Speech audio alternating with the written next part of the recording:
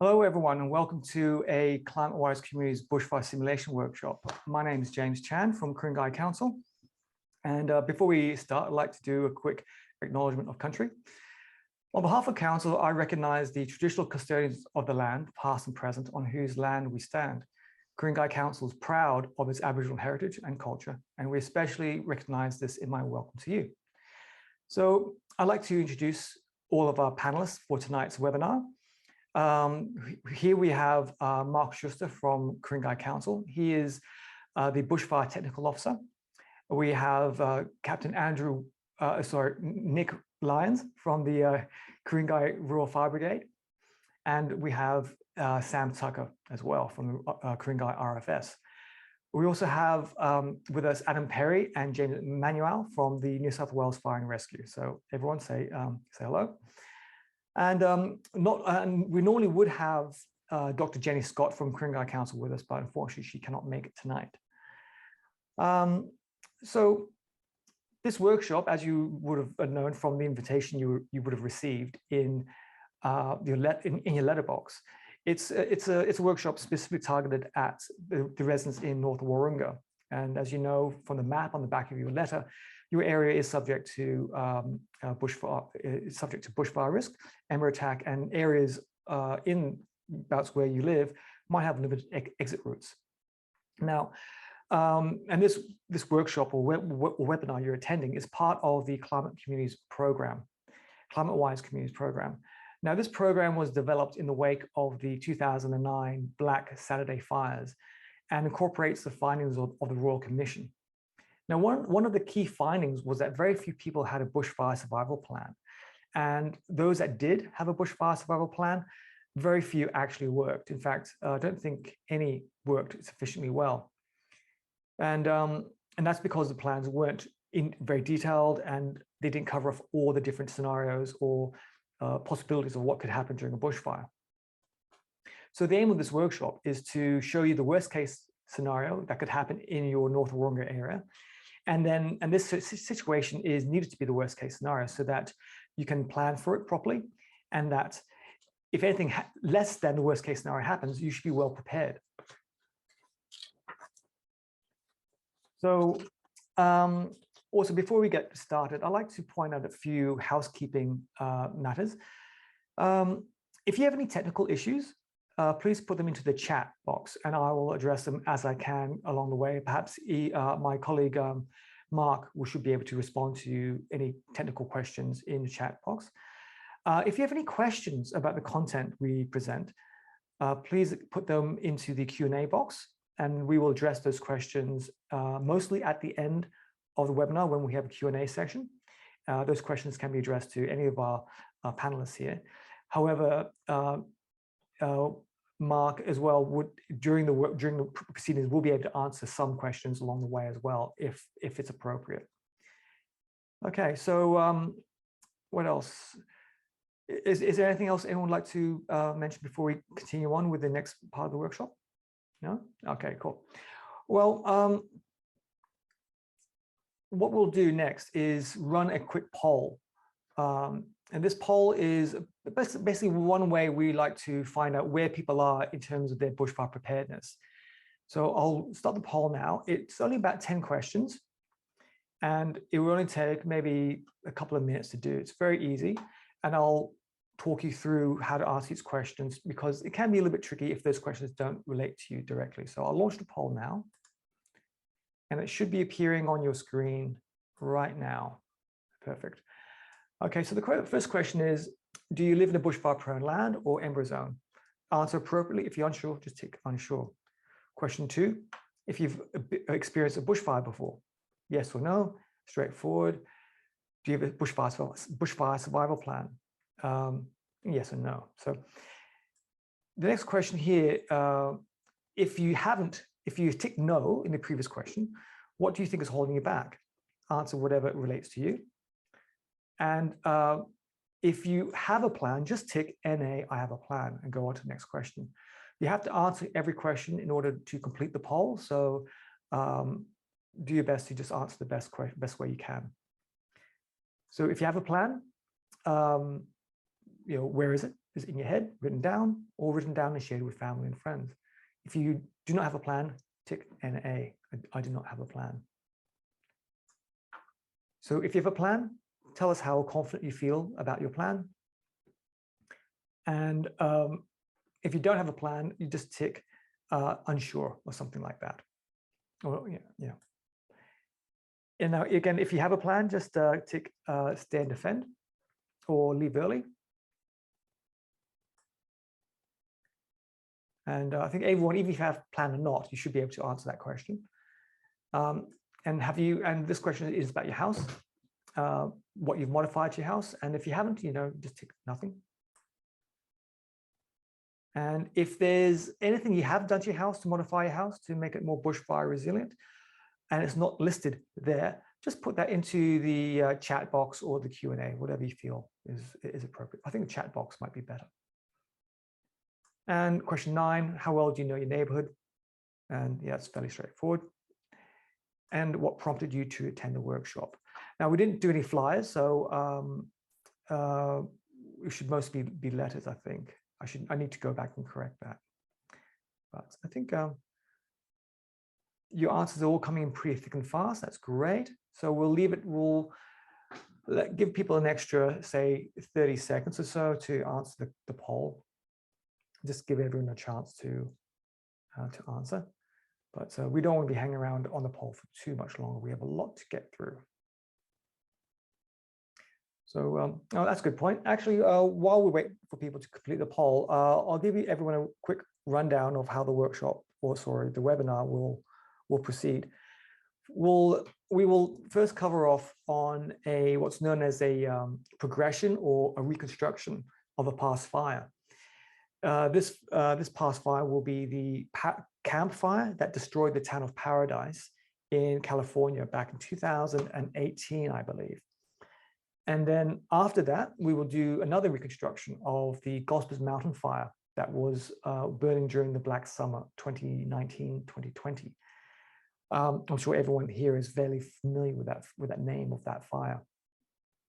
Then after that, we will have Mark Schuster do a brief rundown of the fire history of Ku-ring-gai, and he's come across some interesting research he'd like to share with everyone. Then after that, we'll do a simulated bushfire within the North Warrunga area. And that fire, that setting for that fire, we will assume the Gospers Mountain Fire wasn't contained at Wiseman's Ferry and traveled down from the northwest into the Ku-ring-gai Hornsbury area.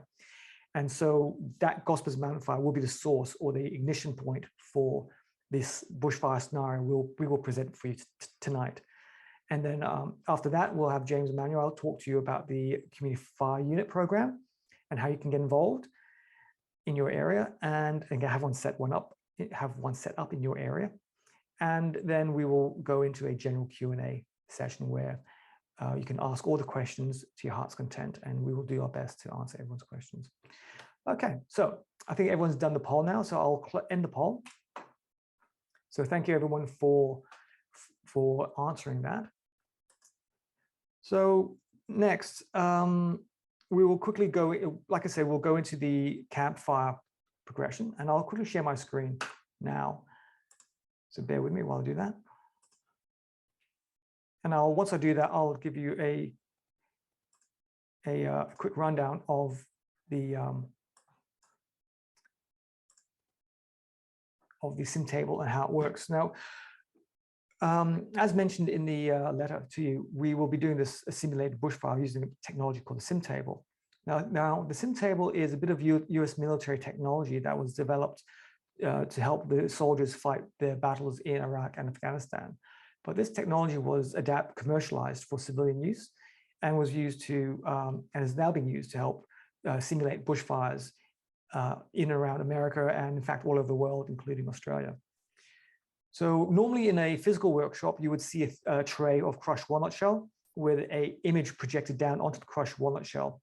The crushed walnut shell can be shaped to create the terrain of Ku-ring-gai, and by shaping the sand and creating the terrain and displaying an aerial image over the crushed walnut shell, you can create a fairly accurate 3D representation of the local area. But because of the pandemic and capacity limits inside council chambers, we've opted to do it via Zoom. And so that's where we are now. Now, as you can see here, we have a wind speed controller. We won't be using this right now, but later on in the Ku-ring-gai simulation, and other controls down below to control the speed of the progression and of the fire. So as mentioned before, we will show you what happened in the fire in California in 2018. Now, this campfire occurred in November 2018 and is named after the place of origin in Camp Creek Road, just outside the township of Polga in Butte County in northern inland California. Now, this is one of the most costliest fires in American history, both in terms of lives lost and insured losses.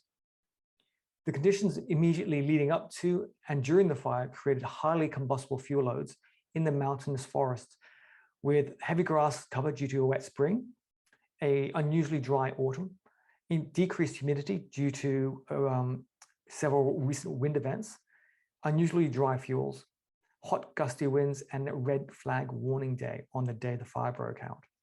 The fuel loads in and around the township of Paradise were very high, as there was as there hasn't been a recent fire during that period. So on Thursday, the November 18th, on 8th, around 6:15 a.m., a problem was detected in the power line around Poe Dam, not far from the township of Polga, within a few minutes. And within a few minutes of that call, calls started coming in reporting a fire in the area. Now, its late investigation found that the cause of the fire was actually these little hooks that connected the power cables to the towers, and these had worn out. And due to cost cutting by the power company, they were not replaced. And it was those failure of those very cheap components that led to an absolutely massive bushfire that destroyed the town of Paradise. So I'll start the simulation now. Up in your top right, you'll see that fire just popped up there in the screen there. That's where the fire broke out. And it moved very quickly to the southeast.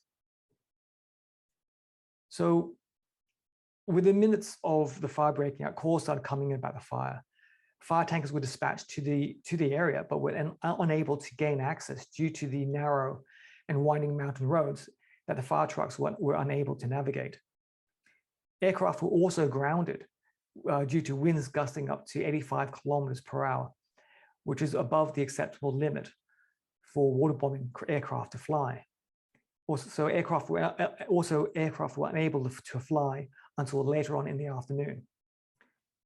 Now, the winds were so high that it caused the fire to spread very quickly. As you see in this area here, I don't know if you can see it, where these spot fires popped up. That's the area of Concal and Lake Concal. So the high winds were blowing embers very far away from the main fire front, starting fires ahead of the main fire front. And even the winds even blew embers as far as the eastern outskirts of the town of Paradise, which you can see just there in the middle of your screen. So the community and the township of Concal didn't receive warning until the fire hit around about 7 a.m. The fire was in Concal. The caller at 7 a.m. actually reported the fire was in Concal with high winds, and they said that the fire was described as ripping, as an incredibly high wind.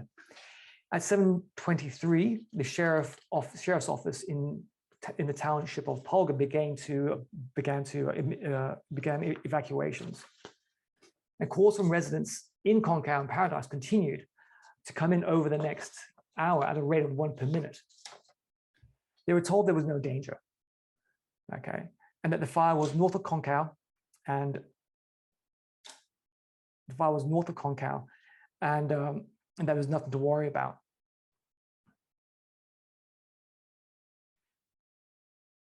And by 8 a.m., the fire entered the main eastern areas of Paradise, as you can see there, just on the east there. And but then 7 minutes after that fire entered there, the Butte County Sheriff's Department issued evacuation orders to leave the entire town. Now, high winds were now exceeding 80 kilometers per hour. allowing the fire to grow very, very rapidly. So if you keep an eye out here, the fire, there's some main exit routes to the north and to the south, and then to the southwest. Just keep an eye on these areas as the fire progresses, because it's very important to bear in mind how people might need to leave this area. So most of the residents in Konkau and many from Paradise were unable to evacuate before the fire arrived due to the speed of the fire.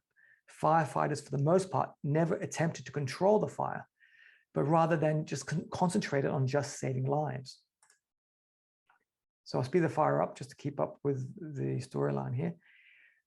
So according to Cal Fire, the fire chief in dispatch, pretty much the community of Paradise is destroyed. It's that kind of devastation. The wind that predicted came and just wiped us out. So the picture we're trying to paint for you here is that the fire moved so fast and spread so quickly ahead of the fire front that people had very little time to react. The fire was actually in the town of Paradise before anyone could really set up any meaningful efforts to try and stop the fire. So the first hours of the fire saw a cascade of failures from an emergency alert system rooted in a patchwork system with an opt-in nature. And this was compounded by a loss of 17 phone towers. These points of failure in a fast-moving fire allowed no room for error by anyone on the ground. So as you can see here, the fire has also jumped the whole town of Paradise and has started a new fire to the west of the town. In fact, there's other spot fires are now appearing in the middle of the town, some of which have cut off the road. I believe it's called Clark Road, which is the exit route to the north. And at this point, the fire is so intense and ferocious that it's creating its own weather. So these two fires will actually start merging together as well. Thousands of calls, 911 calls, inundated the two emergency dispatchers on duty. The emergency alert suffered from human error as city officials failed to include 4 at-risk areas in the city in their evacuation orders. Technical errors on the day meant the emergency alerts failed to reach 94% of the residents. In the first 4 hours of the fire, there were 86 civilian fatalities, with 12 civilian and 5 firefighters injured. 18,800 structures were destroyed and 62,000 hectares were burned. Okay, I'll just pause here just to point out again how the exit routes in and out of the town were being cut off. And so it was an incredible fire, and it just wreaked absolute devastation there. And if you can cast your mind back to the news reports from the actual fire, there were stories of people abandoning their cars on the exit routes on the highway to the point where the roads were clogged up and emergency vehicles and services couldn't get into the town itself. They had to use bulldozers to bulldoze vehicles out of the way.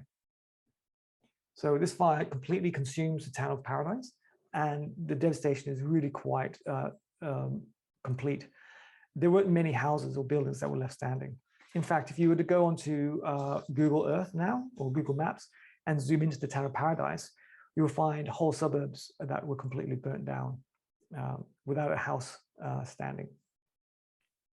So this fire all happened just within a few hours. So if you look at the bottom of your screen, there's a timeline there. The fire started at 6:40 or so in the morning, and it's already 12 o'clock now, and pretty much most of the town is gone. So that's an incredibly fast-moving fire, and there was very little anyone could really do about it except from just leave as quick as possible. And it happened very early in the morning, so people had very little chance to prepare and get alerted to the need that they might need to evacuate. So it was very much worst-case scenario for them. The total damage bill for this fire amounted to $16.5 billion US, of which 4 billion was in the form of uninsured losses. So those are people who didn't have insurance for their properties. And the Camp Fire will be recorded as the deadliest and most destructive fire in California history. So, and that's where, and so what we'll do now, we'll zoom out to give you an idea of the size of the fire on a larger scale. You see how big that is. There's a scale bar on your bottom left there, and that's 2 kilometers. It can give you an idea of how fast that fire moved from the camp road all the way through to the other side of Paradise Town itself. Now this fire continues on for a good little while, so I'll speed it up. And you'll see how much air was burnt. Now this fire was a multi-day fire, and it was only put out when a rainstorm finally came by and put the fire out. Very much like how the Gospers Mountain fire earlier was put out when there was a massive rain dump. Okay, so here it goes. It's going to end any second now, and you'll see how big it is. Okay. So next, we will move on to the Gospers Mountain fire. Now, the reason why we show you this fire is because we want to show you what an absolutely worst case scenario fire is and how a town can be incredibly badly damaged by that, and how a fire like this has precedence, and that and we want you to keep this in mind as an example of a worst case scenario. So as mentioned, next we'll go to the Gospers Mountain fire.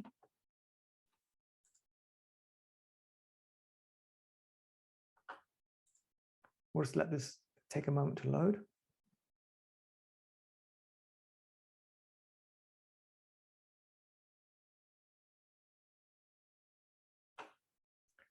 Okay. So as you all know, the Gospers Mountain fire was one of the biggest fires in Australian recorded history, actually. And it started on the 26th of October 2019, and it was only put out by extreme rainfall. The actual rainfall that actually hasn't seemed to have stopped since the February 2020. One day it will stop, James. Sorry? One day it will stop. One day, hopefully. Hopefully. Well, unfortunately, when it stops, it will dry out, and then we all know what that means if it's summertime. So we would like everyone to keep in mind that yes, it is wet, and the chance of the fire breaking out is quite low at this point in time. I'd say next to zero. But all this rain is leading to a lot of fuel growth, or vegetation growth. So one day it's going to be dry, and when it does dry out, it will probably be a bit of a concern for everyone. But we'll talk about that in a moment. So as mentioned, the total fire burnt about 512,000 hectares, 90 homes were lost, and countless animals and insects were killed. So the conditions leading up to this fire was that it was the hottest and driest year on record. The 3 years from January 2017 to December 2019, areas of New South Wales had the lowest rainfall on record. All of New South Wales was declared in drought. New South Wales experienced the lowest fuel moisture levels and the highest fuel fire danger of all previous fire seasons. Also, records were being set for the number of days with very high or extreme fire danger. And there is no evidence the fire was driven by high fuel loads or poor forest management. So you can put those rakes away. It's most likely the fact that the average fuel loads and record-breaking fuel dryness led to the intensity of the fires. So that's a really, really key point. It's just as with the Paradise campfire we just shown, that was due to unusually dry fuel loads, and the Gospers Mountain fire, again, was driven by unusually dry fuel loads that led to very high fire intensity. There are even reports of crown fires in recently burnt areas of the Blue Mountains. Okay, so like I said just before, the fire started on the 26th of November, and I will start the fire there. You can see an orange dot just appeared in the middle of your screen there. That's in the Gospers Mountain area, and the Gospers Mountain got the name because of the peak of Gospers Mountain, which is just very close by. So this fire was started by lightning strike. There was a storm in the region that featured about 19,000 lightning strikes, and at 10:55 a.m., one of these strikes started the fire. And then 2 hours after the fire, about 65 hectares were burned. So already it was a pretty quick fire. And then also winds on that day were also gusting up to 60 to 70 kilometers per hour. And that meant helicopters could not fly and insert the RAF team. The RAF team is a quick response team that helps put out fires before they get too big. Also, the wind made it a very fast moving fire, like I just said already. So now by the next day, it's already the next day, it's the 27th now, the fire had already burnt about 520 hectares. Firefighting resources at this point in time were also very stretched at this, due to there being fires all over the state. So, well before this started this fire, the fire season was already well underway, and there was pretty big fires up and down the state and interstate already, I think. So we'll crank the fire along. And as you can see down below, there's a little control here. I'll use the controls down here just to speed the fire up and slow it down, and pause it if I need to, just to match what you can see with the narration with the significant events of the fire.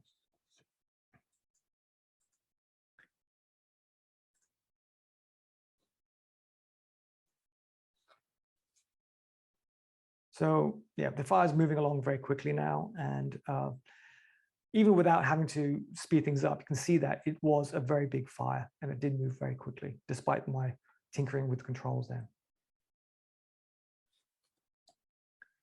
So the fire is moving along, but it does rain. There is a period of rain here that slows everything down.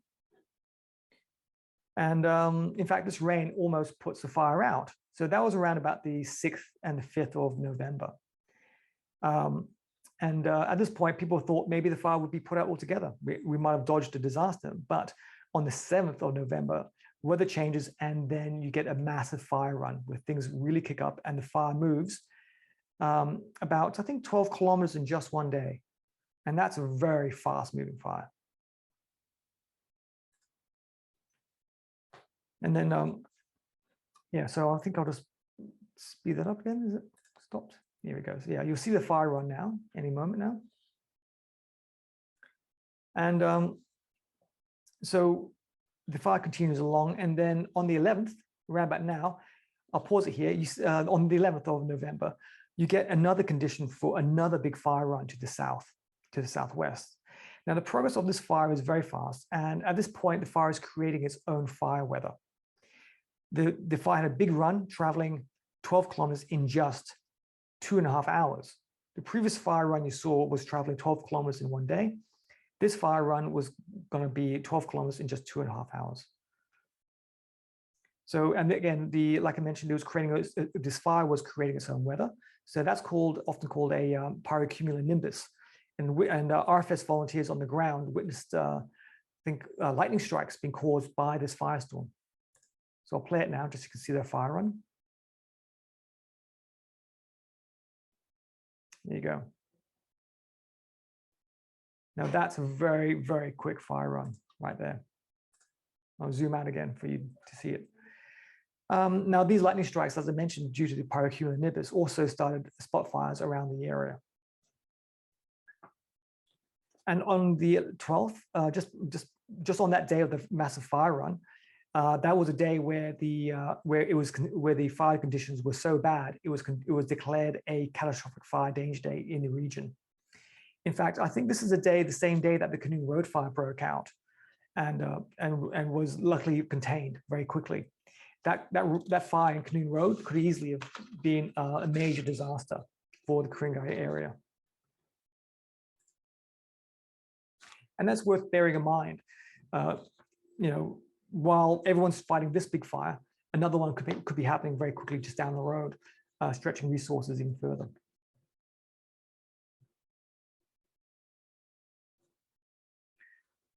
So on the 18th of November, we see a lot of embers traveling around the area, traveling ahead of the fire front, starting fires to the southwest, as you can see there, near the Wiseman's Ferry area, or just north of the Wiseman's Ferry area, and just south, again, in the little bight area in the middle of the fire down there. So this has an effect of essentially speeding the fire up and making it travel a lot faster.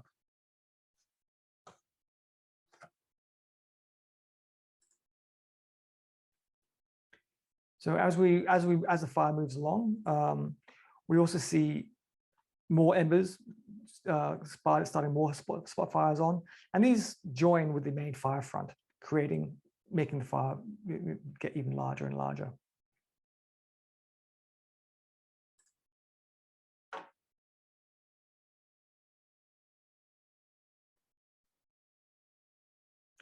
So as we move on, and as we move to the 27th, which is going to be 33 days after the ignition of the fire, more storm activity in the region starts, even more spot fires to the northwest. Now, these fires were called the Little L Complex, the Thompson's Creek, and 3 Mile Creek fire. As you can see there, they've just started in the northwest. Keep your eye out for that one. Those 3 there. So also, while we'll also have to keep an eye out for more spot fires down to the southwest and to the east of the fire. And we'll also have more fires to the north as well. So it really is turning into a really bad situation with fires all over the place.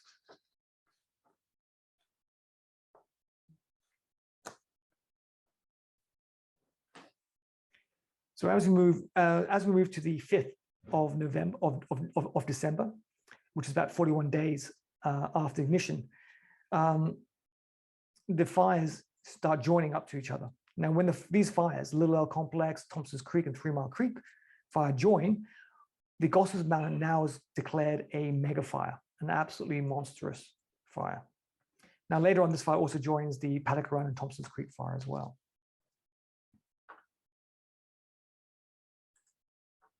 So it's just getting bigger and bigger and bigger. And I think at this point, it's already the largest fire in Australian history.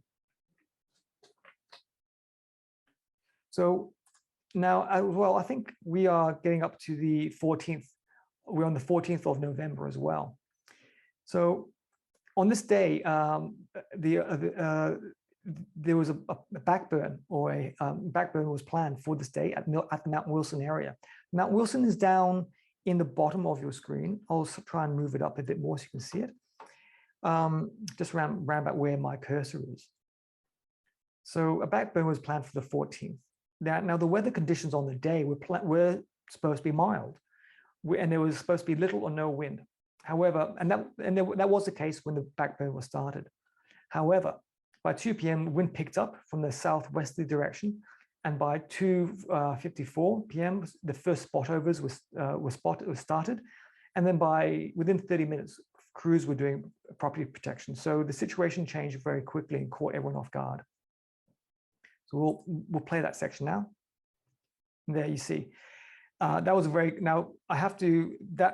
did happen very quickly. The speed settings was very fast. I'll try and rewind that a bit so we can start that again, because I think that was very, very overly dramatic, that one.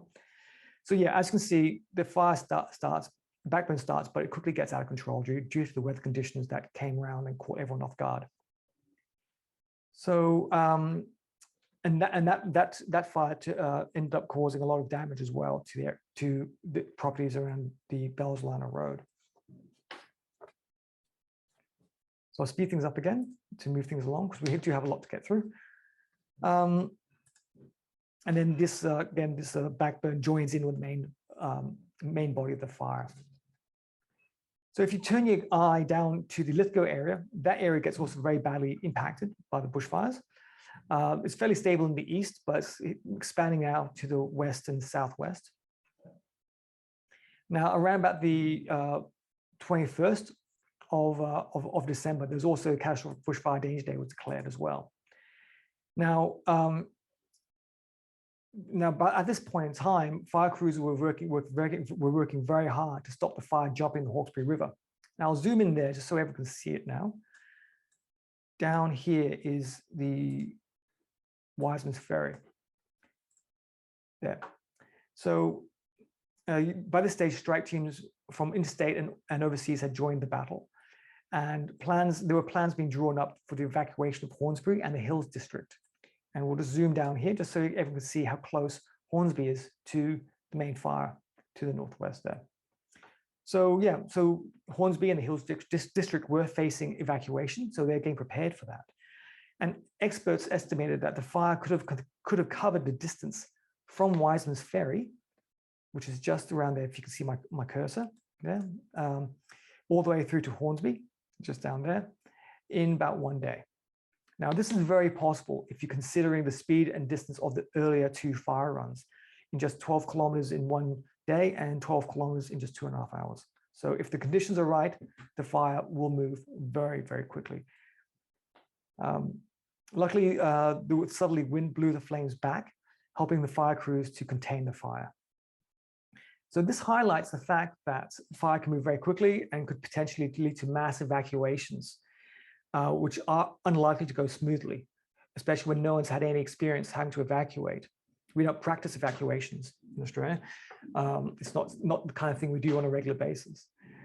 And embers can travel up to 20 kilometers ahead of the fire front, starting new fires, which can obviously complicate matters for everyone involved.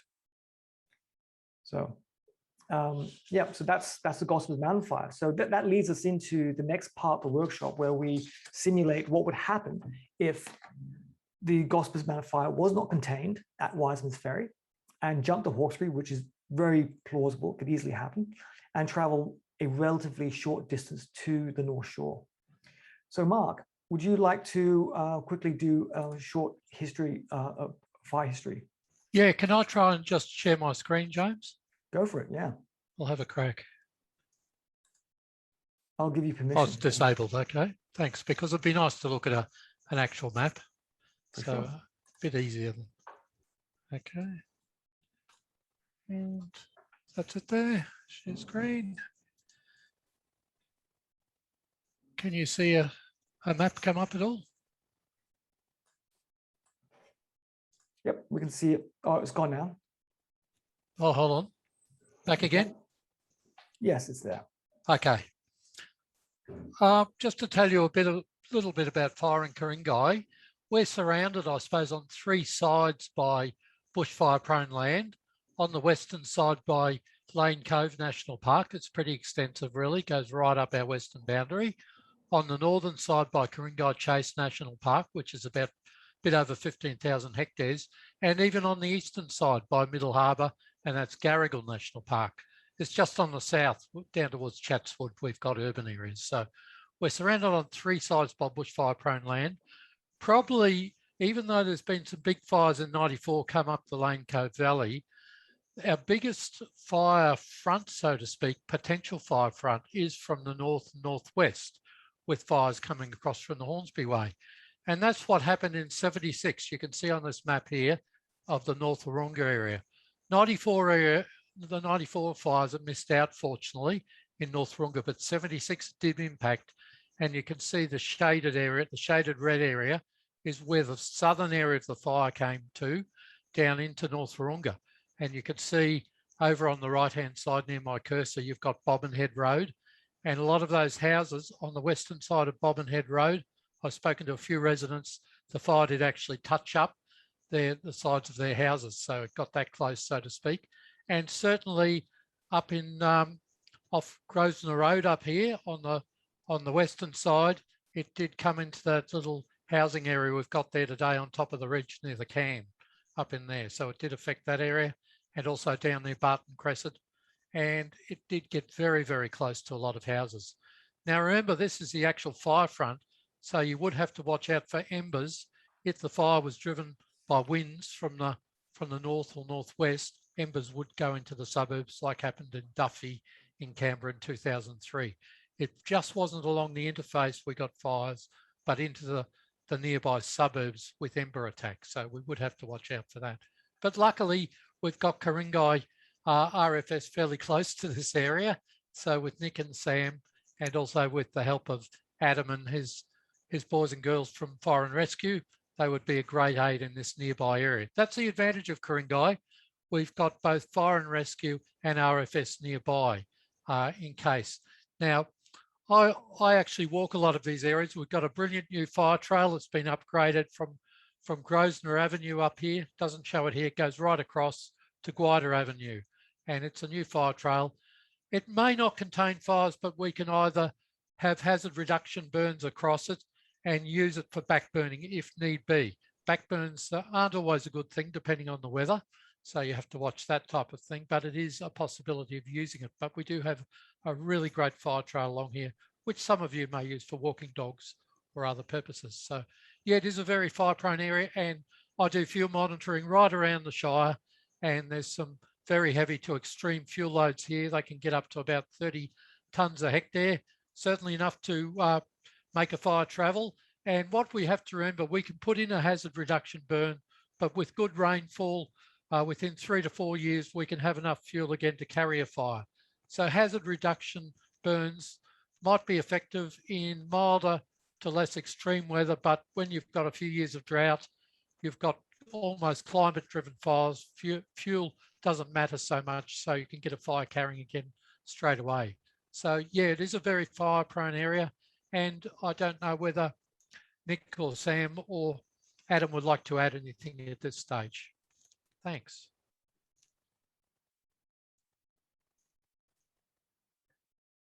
Nick, Sam, James, yeah.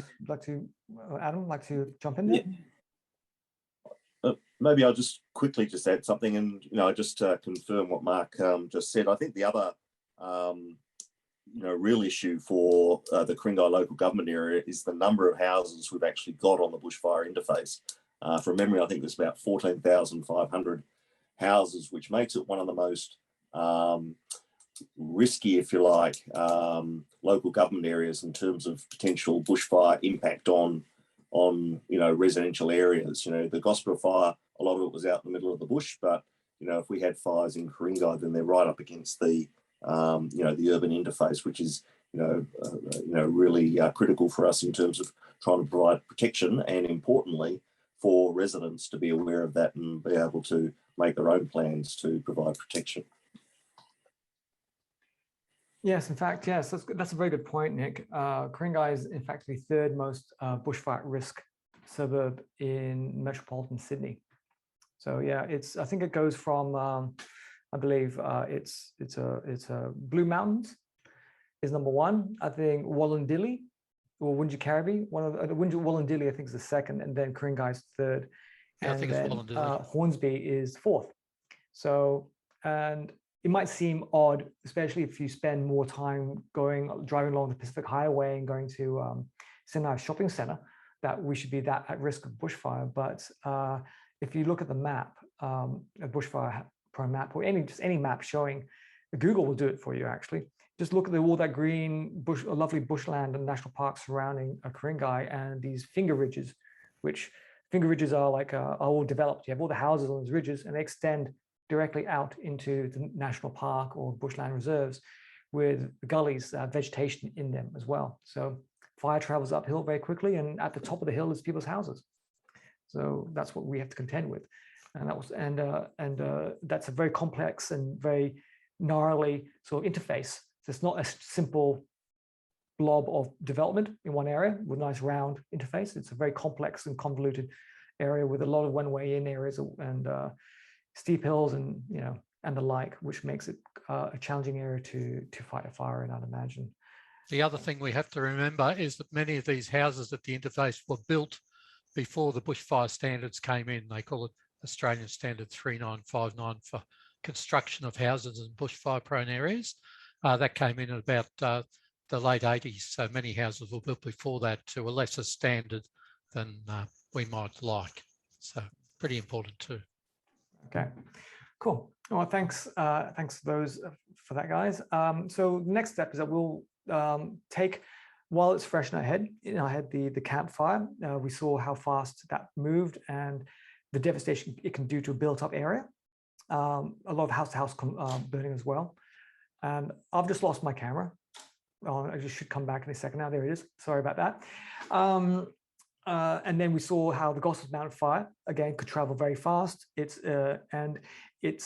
Our predominant winds come from the northwest, and that's exactly the direction where the Gospels Mountain fire is as well. So so we're trying to paint a picture for you about how devastating fire can be to a built-up area and the reality of bushfires in the northwest to the North Shore area. So now we're going to launch straight into the scenario we've prepared for you. So I'll share my screen of the sim table now. All right.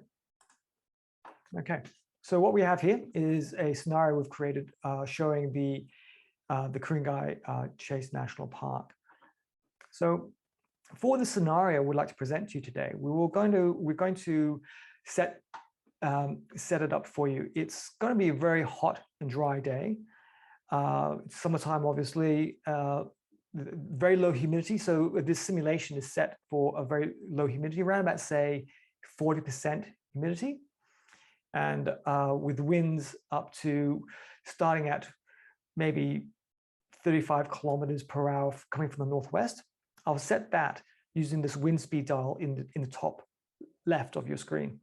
This allows me to control the wind speed and direction. So the length of the arrow indicates the strength of the wind, maximum of 95 kilometers, and the direction arrow points tells you which way the wind is blowing to. So in this case, it's blowing from the northwest to the southeast. And we'll set it at maybe 40 kilometers per hour. Okay. And on a day like today, let's say it's very hot, very dry. It's there's been a lot of fuel growth over the previous years. It's been very wet, and then it's all dried out. And so we'll set, for argument's sake, we'll get the fire started in the northwest. So as mentioned, we'll be using the Gospers Mountain Fire as the initiator of the fire. And as we mentioned, embers can travel a long distance ahead of the fire front. So we'll land some embers in and around Mount Colah area, around here. And as we saw in the Gospers Mountain Fire, this is very plausible to have multiple embers landing in and around this area, causing fires to break out. So now what would happen? So Nick, Sam, Adam, what would be happening now on your end, now that fires have broken out? Now, with the fact that we're looking at spots from the Gospers Mountain Fire, we have a heightened level of awareness that, and the fire control centres would be staged up with possibly preemptive Section 44s, which is the highest level Class 3 fire. So therefore, as soon as this breaks out, we'd be sending strike teams, which is effectively 4 to 5 trucks at a time, to the areas where the reports of fire are. Now that would be combined services, both the RFS and fire rescue. And actually, that's one thing I meant to mention. Before we actually started the embers started the fire, what would be the situation had what would both the RFS be doing and fire rescue be doing if, say, for example, the Gospers Mountain Fire had broken containment lines at Wiseman's Ferry and was making its way down? What kind of preparatory work would be happening in the background? We heard earlier about evacuation plans being drawn up for the area. So what would also be going on in the background if you knew the Gospers Mountain Fire was on its way down south? Yeah, I'll take that. We would pre-position a lot of those teams, as Adam mentioned before, these strike teams. So we'd have pre-position place. We'd look at the wind source, the fire source being the Gospers Mountains, and the wind direction. We look at where the likely impacts, taking both topography and the history of fires coming from this area, and pre-position places in front. We'd have on ABC radio, is our disaster network. We'd be contacting them and having start beginning. We got these watch, act, alert, and evacuate levels for warning systems, so they would be starting to be activated. So we probably put a watch and level at watch, get them prepare to evacuate in certain areas. Other places closer to Mount Colah and Hornsbury Heights would probably already start the evacuation or protect in place, saying this is too late to leave. So a lot of these warnings will be ready to go out. Prior to this, hopefully we'll be having out, make sure you've got a bushfire survival plan in place. And if I could just say, as this demonstration shows, have a look at the escape routes, what the escape routes the people at home have a look at, what would they go from their place, and think of all the other places as these roads get cut off, like in the campfire you showed earlier. Look at the escape routes they've got. We'd have to start planning how can we keep those routes open long enough to allow people to escape, where we would send them to, and then with evacuation centres would be starting to be activated and stood up so that people could go to that safe place. Yeah, and I think the other thing I'd add is that we would have had an IMT, an incident management team, already set up in relation to this. That has representatives on it from Fire and Rescue New South Wales, the RFS, parks, council, police, etc., all trying to coordinate a response to these sort of things, and that's how we work together to try and get the best emergency response for residents. Right. And sorry, James, I believe with all this going on in the background, we'd also have, through the combined services, a community engagement team that may be going through these areas in the hours and days beforehand, with the fact that Cospus Mountain possibly breaking its containment lines, to educate as much as we can the residents in these areas. But mainly because it's such a large area, it would mainly be community messaging through social media and the radio channels, etc. Okay, thanks, guys. Okay, so we covered off on what will be happening on the end of the emergency services. So next question is, how would again residents prepare for this? How would you know what your risk is and what you're exposed to, so that you're not caught off guard? And for that, we will go to the Climate Wise Communities website, which is a tool which Council has developed to help residents become a bit more prepared to extreme weather events.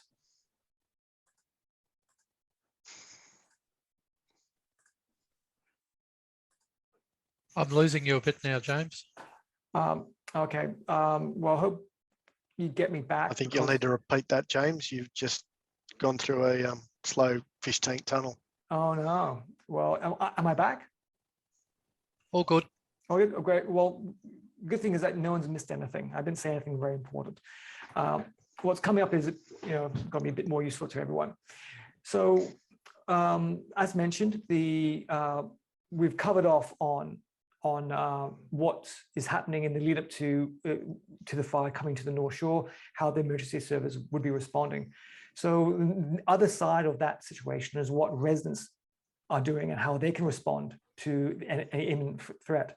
So, and what we do, how Council can help them do that is, we have created a website called climatewisecommunities.com.au. It's a tool it's a website that has many different features, and one of the main features of that is a tool called the Ready Check. It helps residents assess their risk to them personally, their personal situation, their properties, their neighborhood, and what they can do to make a plan. So you can find this tool if you scroll down through the homepage. And as mentioned, it's a 5-step process. It doesn't take too long. You click the green button to start the Ready Check. So you see a disclaimer page. It just basically says that nothing can be 100% accurate, and please don't sue us. You agree and proceed. And when the internet catches up, we can move on to the next page.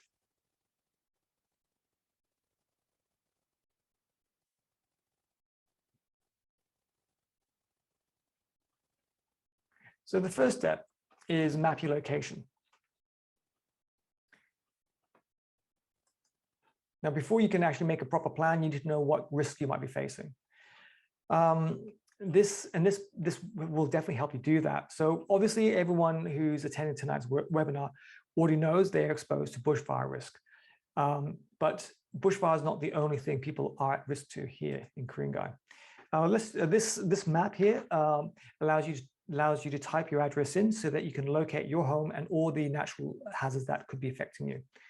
So in this scenario, we'll just use a random address.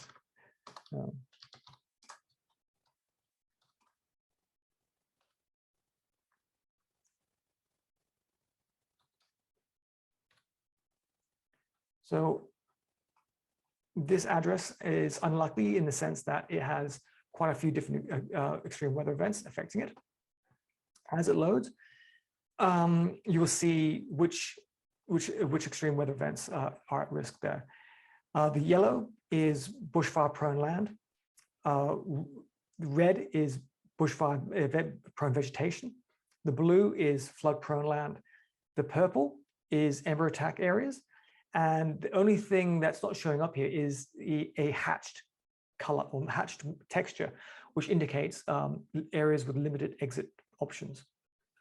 So to understand what the colors mean, again, if you're not sure, you can click on the legend here and it will explain what these colors mean.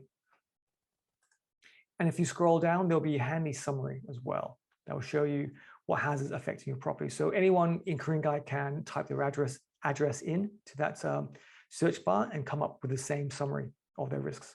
This property itself has bushfire risk, ember attack, flood, storm, and heat wave. Storm and heat wave is defaulted for every property in Ku-ring-gai because there's no way anyone can escape either a storm or a heat wave. It's defaulted for everyone. And the next thing down you can see is a button that you can use to save this a report on what extreme weather events you're exposed to. Now, the good thing about this website is that it doesn't save any of your data. Anything you put into it is not saved. So once you close the browser, information will be lost and you'll have to start over again. But the good thing is that you can start at any point. You don't have to start at step 1 and do it all over again. You just pick up where you left off. You can skip to step 3, skip to step 5 if you like. Okay, so with that, we'll go back to what's to the fire and see how that's progressing. So now it's worth mentioning that the winds in Ku-ring-gai typically come from the northwest, and on a day like on a catastrophic bushfire danger day, which is something we're trying to simulate, winds can get very high, can blow very hard and fast. So we'll kick up the wind up to maybe at 65 or 66 kilometers. And what that will do is increase the spread of embers. So you'll end up seeing embers popping up all over the place and starting new spot fires fly ahead of the fire front. And you'll see that can really cause havoc with any efforts to try and contain the fire because it's moving further ahead. And naturally, fires move faster uphill than downhill. However, if the conditions are right, they can move along ridge tops perpendicular to the wind direction, and they can actually move downhill quite fast as well, if the conditions are right.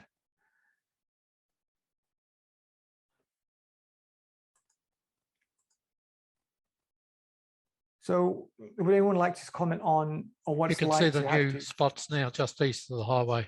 Mm-hmm.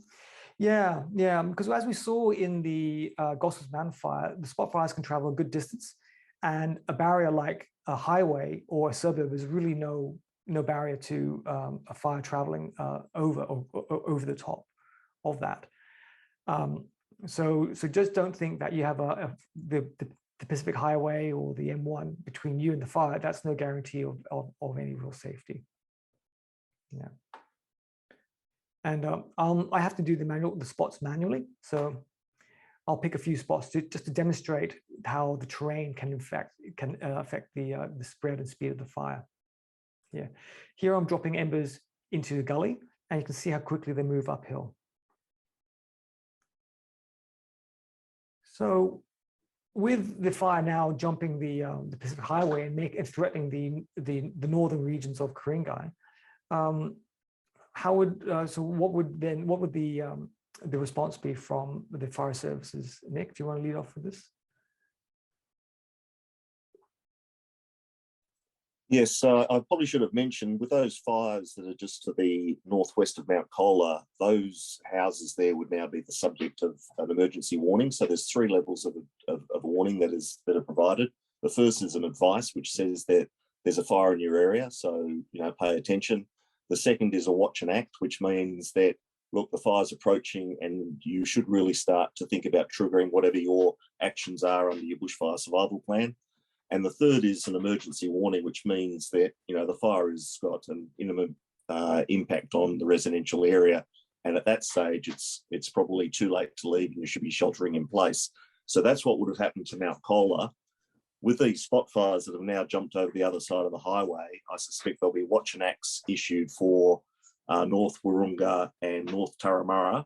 And that's where people should really be enacting their bushfire survival plans. It does depend on the day, you know, and how fast the fire is moving. There's a good chance this fire will move so fast you won't have much time to do anything. What we'd be doing is we would have already had strike teams, you know, working on the fires in Mount Colah. There'll be aerial assets from all of the services trying to work on those fires that are in the bush that we can't reach, and plans would be developed for trying to set up some containment lines either along Ku-ring-gai Chase Road, which looks like it might be too late to do that, i.e. what we mean by containment lines is whether we could get a backburn in or whatever, and the same for Bobbin Head Road. Obviously, we're focused on the fires that are in the bush, and you know, fire and rescue are going to be very much focused on property protection. I'll let them talk to that. Yeah, the property protection mentioned from fire and rescue, we would have in place a lot of those things. And the project I run with the community fire units, they actually have trailers that are probably, we've got about 30 or 40 trailers in this area, and they will be popping up now, getting out lines, working down the bush, protecting, and have a lot of the stuff done prior to the fire season, and protecting their homes, so that the spread and ember attack is what they're mainly defending their homes and their neighbourhoods with. So that's actually the local residents and the volunteers in place there. Okay, great.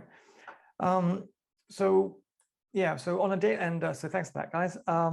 So what's a very typical thing to happen on a day like today, or the scenario, is that on a catastrophic bushfire danger day, which we're simulating here, is that the winds can easily reach up to excess of 90 kilometers per hour.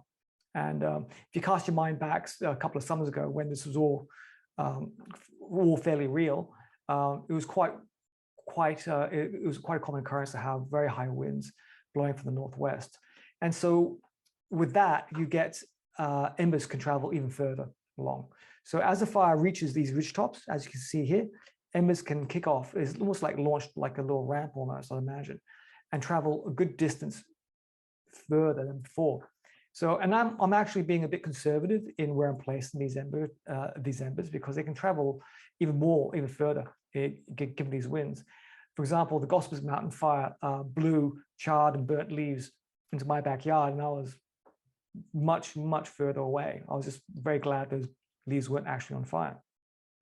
So luckily, these areas, like the North Warrunga area, is the main body, like a main body of it, isn't totally isolated from the rest of Ku-ring-gai. However, you do have this area along Grosvenor Road up here, where you do have just one way in, one way out. So with the fire approaching this area, residents would really need to be thinking about what is their trigger to leave. At what point would they consider is appropriate time to pack up and get out? Now, considering how fast a fire can travel, they might need to set their trigger to leave when the fire was much further back, as soon as it jumped the highway, or maybe even when it started off in Mount Colah area. It really depends on your personal situation, how much time you need to pack up and leave, and the conditions of the day, traffic, and all those other things, if you have children in school. So all your personal circumstances that can complicate a decision to leave need to be factored into your bushfire survival plan. And so we'll pause the scenario here and go to the next stage of the climate-wise communities, which will help you distill those personal circumstances that can affect your trigger to leave.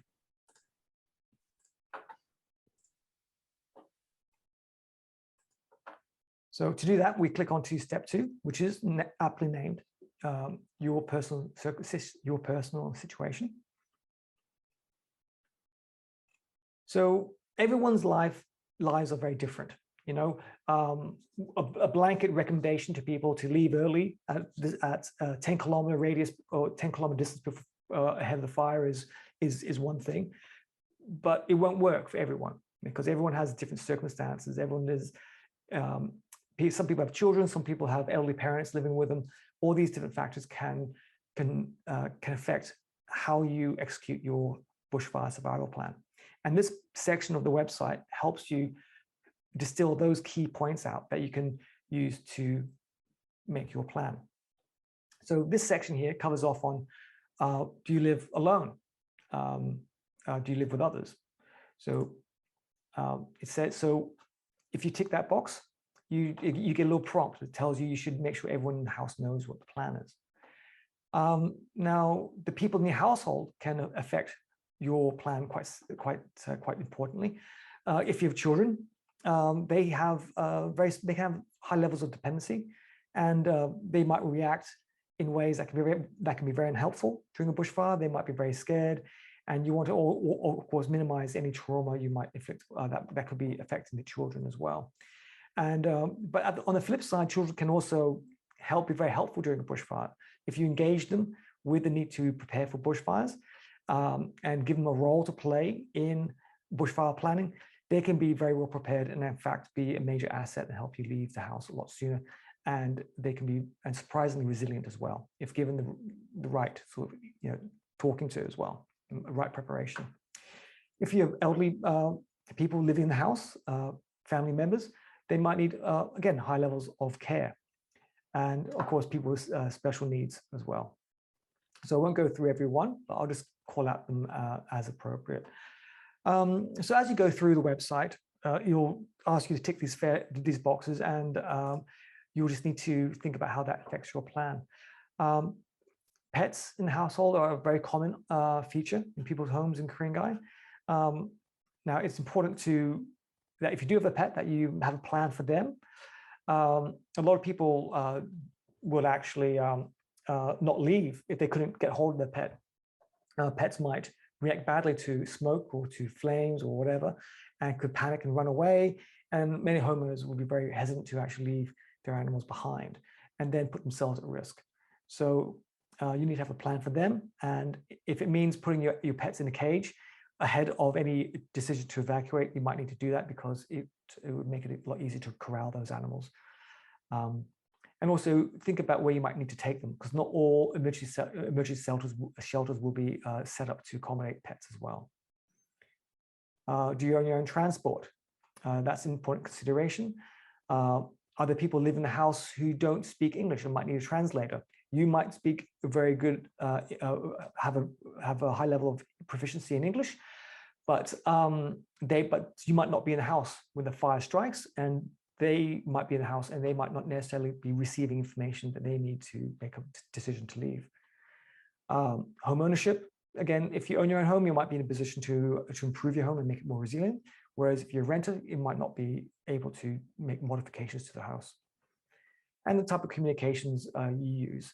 Now, it's important to note that the telephone network is now linked to the NBN.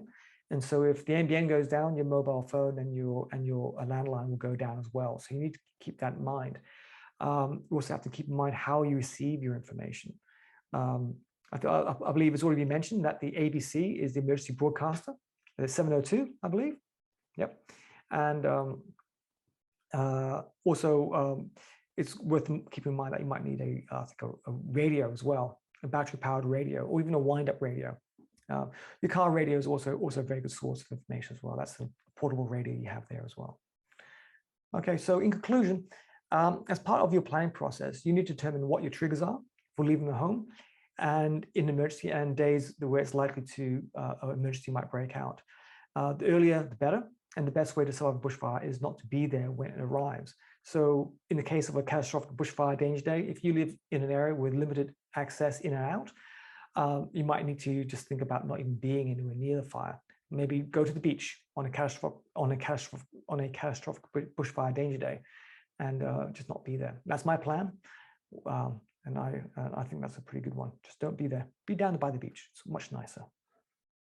So we go back to the fire now and see how that might be progressing.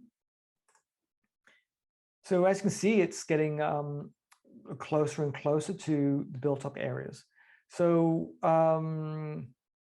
Nick, James, Adam, Sam, so what would be the plan of action for you guys? How would you be responding to this? We'll start off with Nick. Okay, James, it looks like your internet connection's dropping out again. Oh, sorry. Anyway, So I'll throw it over to you guys to do a bit more commentary on what what the emergency service will be doing in this point in time. No worries. All right, thanks, James. Fire and rescue and the RFS would be responding with a fire in the park like this. It's unattainable to meet containment lines under these conditions. So we'd be sending trucks, as many trucks as we could, to the relevant urban interface areas. There's sections of North Warrunga there of Grosvenor Road, as James pointed out. They'd be heading off Bobbin Head Road and to the other areas of the parkland that I can just see there at North Warrunga. So we'd be setting up as many trucks as we can get, depending, of course, on what other fires are running. As we know, during the Gospers Mountain Fire, I should say, we had numerous fires running across the state and around Sydney. So we had limited resources because we had plenty of them out at fires. So we have the CFU activated, as James said. We'd be using every resource that we had possible to us to conduct property protection around these areas and do our best to manage any fire as it came to the urban interface. As James was mentioning earlier, you need to have your plan and you need to act on it.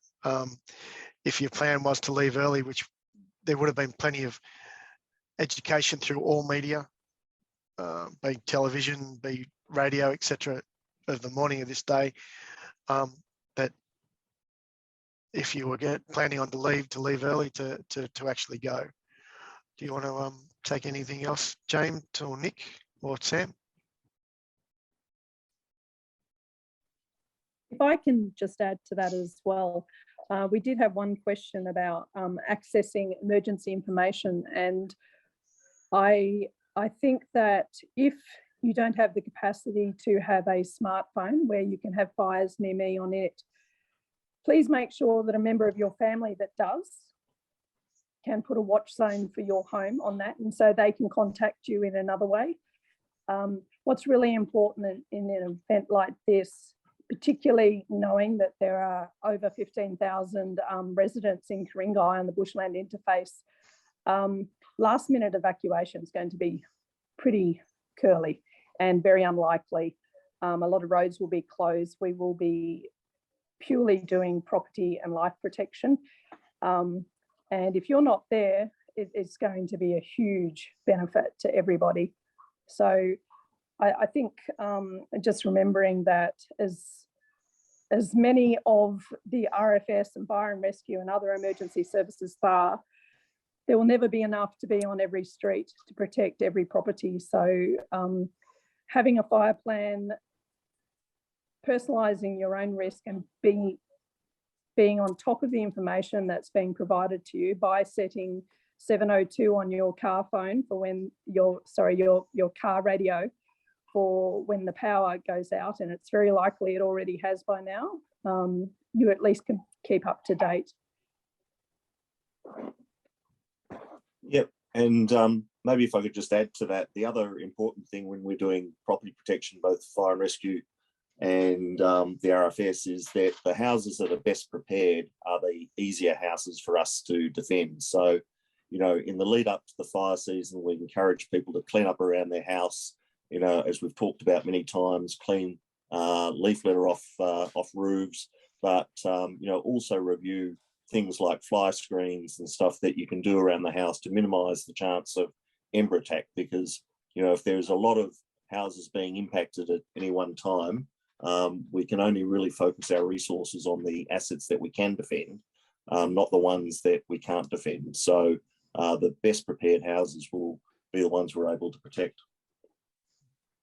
The only other thing I'd just like to mention is, depending on the day of the week, and this scenario doesn't tell us anything like that, but if it's a normal weekday during school terms, etc., the schools may have been closed if it was declared a catastrophic day, but if it was a very high or extreme day, it may not be closed. So we'd be sending our resources to the nursing homes, the high schools, the hospitals, as a priority prior to sending it, unfortunately, down to individual streets, to depending, of course, on how many of our limited resources we had. And if it does break out during a school day and your kids are at school, the school will have their own bushfire survival plan that they enact, which may mean all the children evacuate to a central point, which is easily defendable, being the hall or something like that. And having a whole lot of parents driving up to the school trying to get in isn't going to happen, because the school will actually lock down to protect everyone at the school. So therefore, as parents, I understand that it's very difficult to get your head around, and you want to get your kids and get them home, or get them to somewhere that's safe. Though they might be safer there, and your car's in the road in front of any emergency vehicles trying to get in to combat this incident, it could be problematic. That's a very good point. If you do have children in schools or daycare or any of those kinds of things, it would be very prudent to make yourself familiar with the procedures, policies of the school in the case of emergency, so you do know what goes on. You're not left wandering and trying to make phone calls and driving down a road to try and get your children, when you're only going to be adding to the problem, and your children might very well be taken care of. And yeah, so it's very good. That's a very good point there, Adam. So, and in this situation right now, as you can see, the fire is impacting houses along the bushfire interface of North Warrunga. So we'd like to now flip back over to the next step of climate-wise communities, which is looking at the property section of the website and what you can do to make your house more resilient to bushfire.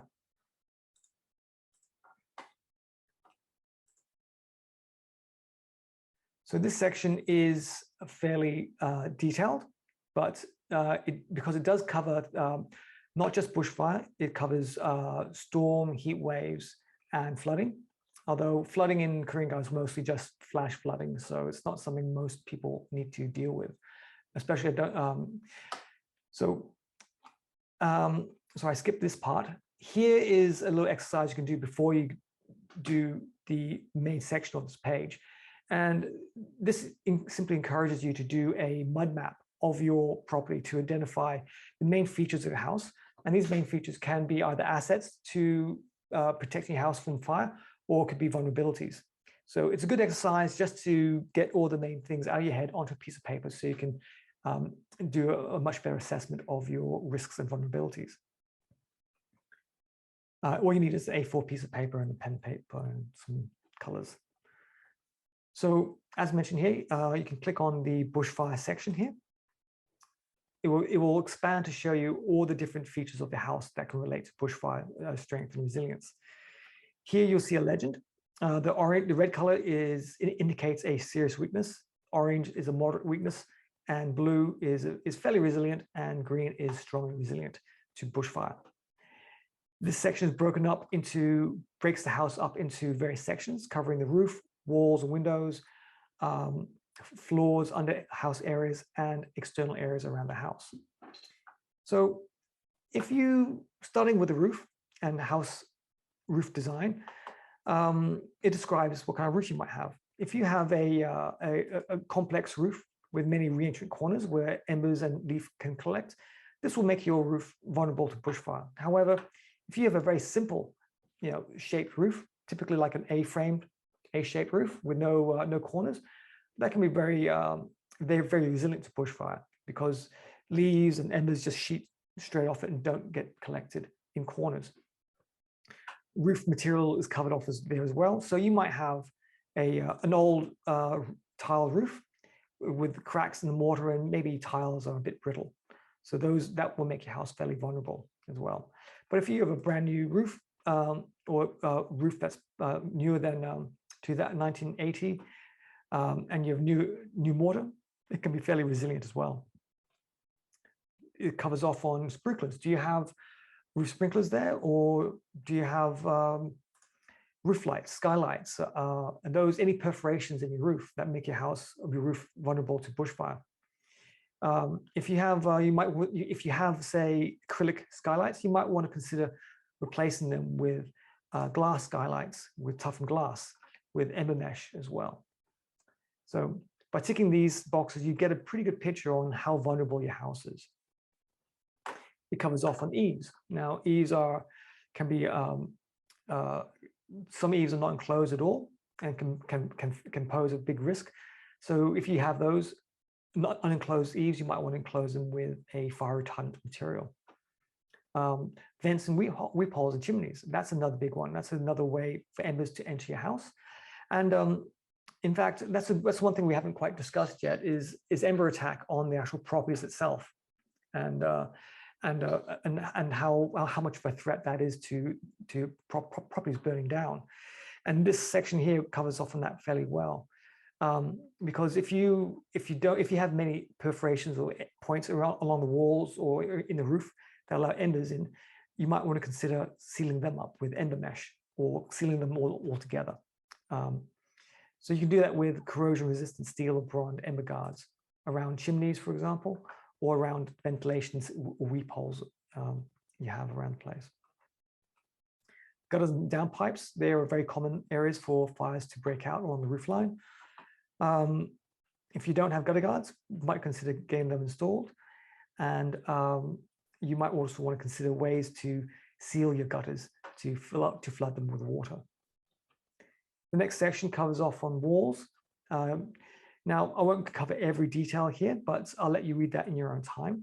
But if you just go through the process of ticking whatever relates to your house, you'll build up a picture of how resilient your home is. And you might be pleasantly surprised and find your house is very resilient, or you might find you might need to do a lot of work to bring your house up to a fairly resilient standard.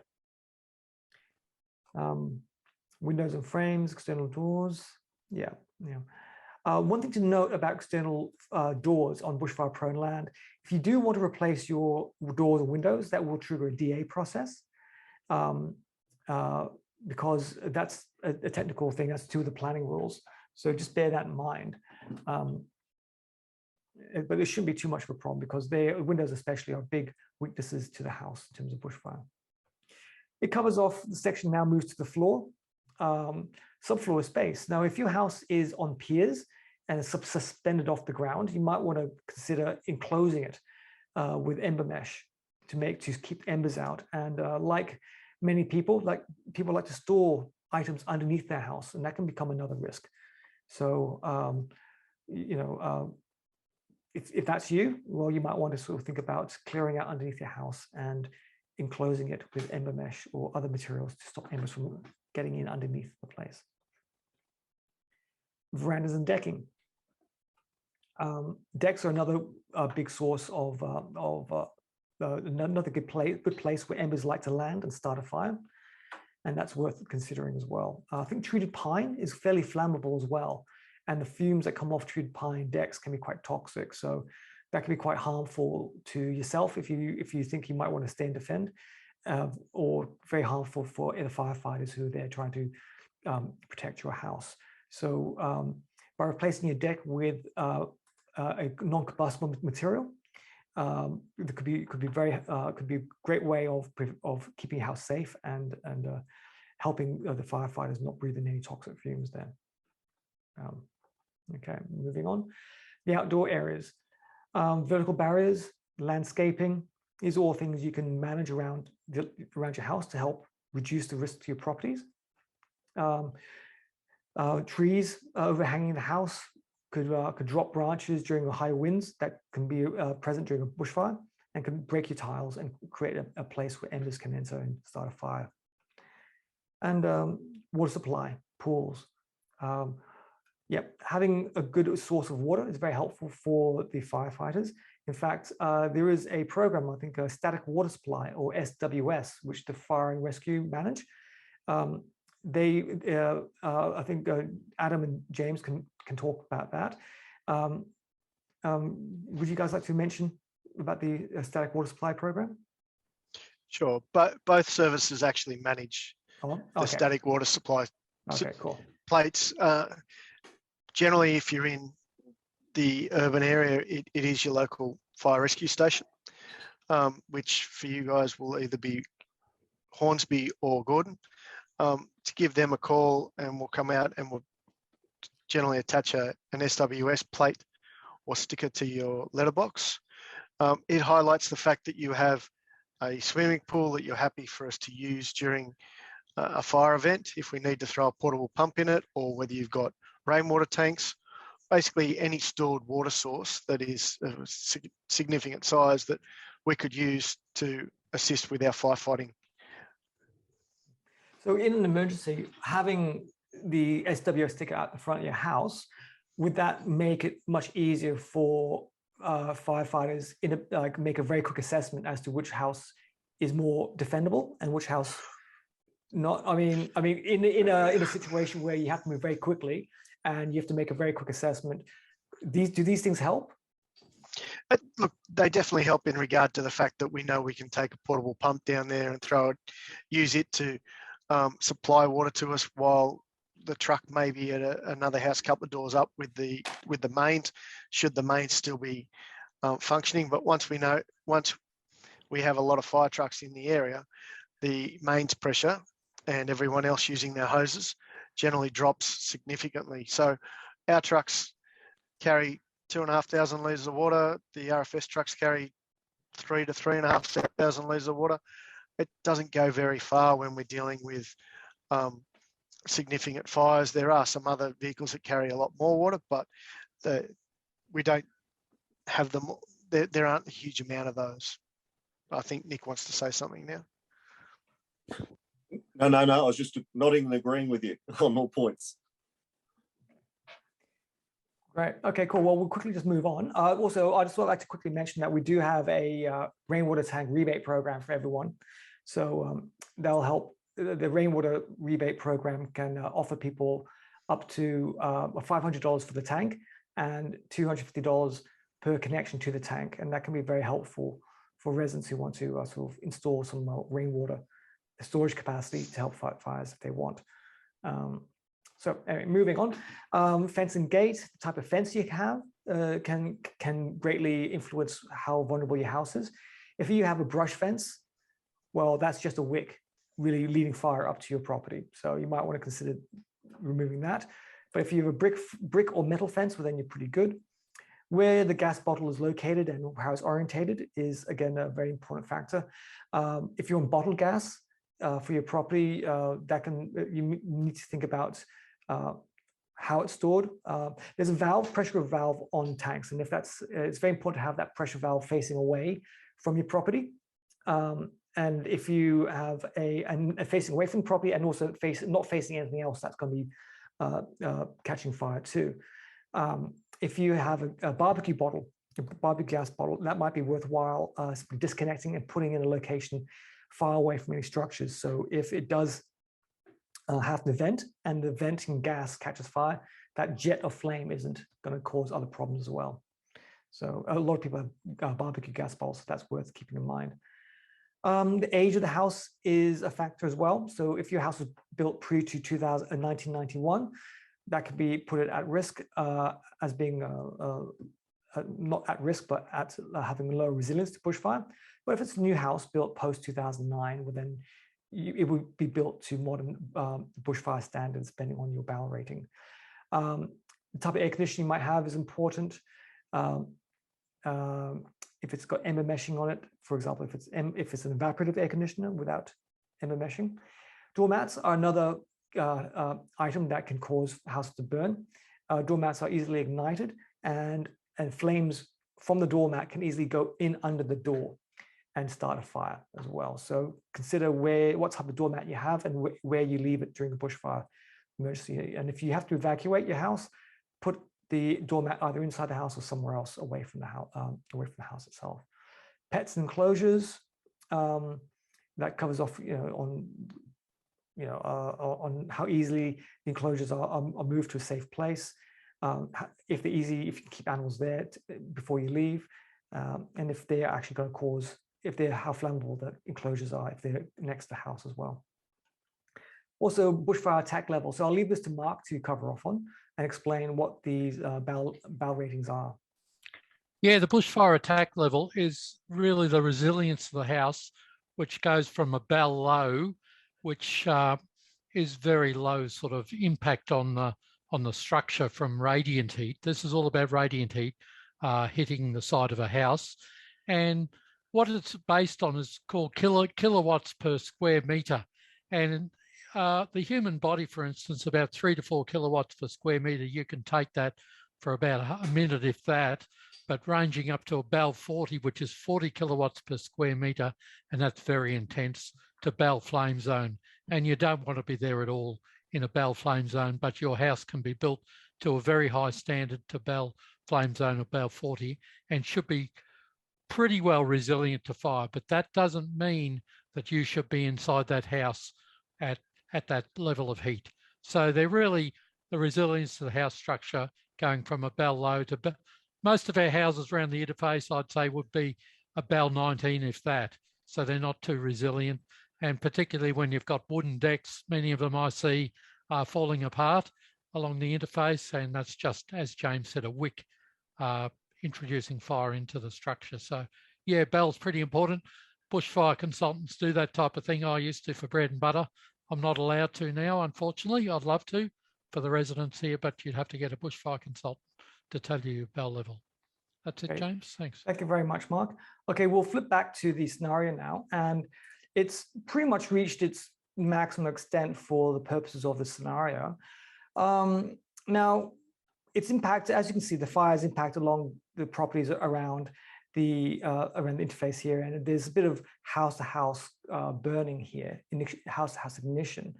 So one thing that I'd like to maybe have our panelists discuss is what about the decision to either stay and defend or to leave early, and what the realities are like for people who decide to stay and defend on a, let's say, on a catastrophic bushfire danger day or extreme, because like a lot of people are very attached to their properties, and they want to see their property survive a bushfire because it's their homes, where they live, it's where they raise their families, and yet we all know that's a very risky situation. So, and we always like to promote the leave early strategy. So, is there anything our panelists would like to discuss or sort of tell the audience what the realities are, what it's like to stay and defend, and if they decide to do that, what it's going to be like with ember attack, the sound of the fire, the heat, the smoke, how scary it can be, and a bit of essentially what I'm getting at is what a reality check you can give people if they're considering to stay and defend in the scenario like we're seeing here in North Warrunga.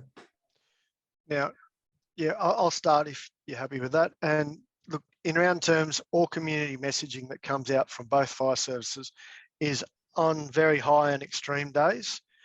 The fire is difficult to contain. On a catastrophic day, there is very limited ability to contain any fire. If your house was exceptionally well prepared and you were well prepared, and that's physically fit, as well as the appropriate personal protective equipment, being long cotton sleeves and pants, appropriate footwear, goggles, breathing protection, and you've got an adequate water source that isn't the town mains, a pump, etc. When a fire comes through, it under a lot of these conditions are what we saw in the television coverage from the 1920 fire season. It can come through with a freight train. What looks like a stand of trees that's about 30 metres tall, the flames can be twice the height of the trees under these extreme conditions. It's extremely hot, it's extremely windy. The embers blow everywhere. These fires create their own weather systems. Depending on the time of day, it could be midday, but it feels like it's midnight because there is no physical light outside due to the fact that the dark black smoke is covering the sun and you can't see. There is the light of the fire, but I mean, effectively embers are falling everywhere, and it is very difficult to anyone that is untrained and without the appropriate level of equipment to actually do something. Your life is more important than any of your possessions, including your house. You can't replace someone's life. Unfortunately, on New Year's Eve down the south coast, we lost a number of people during the December 2019 on a catastrophic day. And look, there's been a number of inquiries and everything else into that. A lot of people felt that they had the ability to maintain and look after their house, but a lot of them were very lucky with wind changes. Otherwise, we may have suffered significantly more human loss, which is most devastating for anyone in the fire service, no matter which fire service that we are dressed in the uniform for the day. I don't know if anyone else would like to add anything to that. Oh, look, I would just, you go, Sam. No, I was just going to say, look, I agree entirely with what Adam has just said, and unfortunately, a lot of people overestimate or underestimate the fire and overestimate their ability to stay and defend. And what has happened, and what certainly happened in the Victorian bushfires, is that people stayed to defend and then realised, oh, hang on, I shouldn't be here, and then leave too late. And a lot of people perished doing that. So, you know, you've just got to reiterate the message that, you know, if you're going to leave early, because that's the safest outcome. Okay, great. And so leaving early. And I can't overemphasize what both. Go, Sam. I can't overemphasize what both Nick and Adam have said. Having fought fires from Tenterfield down to the Canberra interface during that fire season, being involved in a 12-hour shift with effectively wearing sunglasses at night in the middle of the day with the light conditions. Ember attack is like a massive snowstorm of hot burning leaves and twigs, and I'm prepared and trained to do this, and I think anyone that feels that to protect their property is more important than their life and their family really need to have another look at their fire plan, particularly in Ku-ring-gai, where there will be a whole heap of other factors impacting on your capacity to leave at the last minute, which will be the most dangerous thing you could do. So please have a look at your fire plan. Please do climate-wise communities and really consider leaving early and having a plan to leave early. Like the minute that the fire simulation that James has just gone through, the minute that you get a watch and act should be your trigger to leave early, I think, for most people. And on a catastrophic day, no home in Ku-ring-gai is built to withstand that kind of condition. So take care, everyone, particularly when there's so much wet weather around and it's hard to think about the next fire season. Now's the time to plan. Cool. Thank you, Sam, Adam, James, and Nick. I'll just quickly cover off now on the last section of the climate-wise communities. I'll go through this one very quickly because in the interest of time. The last main step, really, there is a step 5, but that's very small. The last main step is step 4, your neighborhood. So this looks at how well you know your neighborhood and how your neighborhood can be an asset to you in the case of a bushfire threatening you. So there's a small exercise we like people to do. It's you can download a template of this of this exercise, and what the exercise gets you to do is it's just simply map out the features of your neighborhood, and so that you can bring them close to mind, so that in the case of emergency you already have some key this important information to you. It could be where your local community safer place is should you be caught out and not able to evacuate the area in time, and where your neighbors are, vulnerable people are, people you care about, schools, et cetera, and maybe where the threat is coming from as well. So it's good to have those kind of details mapped out as well. In a similar way, you've mapped out the features of your house and whether or not they're strong or weak. In a similar way to the previous steps, these sections ask you just to a series of questions, and you tick the box that relate to you. And the little prompts pop up giving you information about those ones. For example, it starts off with your neighbors. Do you know your neighbors? If you do, that's great. If you don't, well, you might want to get acquainted with them because they can help you, or they might need your help in the event of a bushfire emergency. So, do you have their contact details? Do you have access to their yard if you need to escape via their yard, their backyard? Are your neighbors elderly or disabled?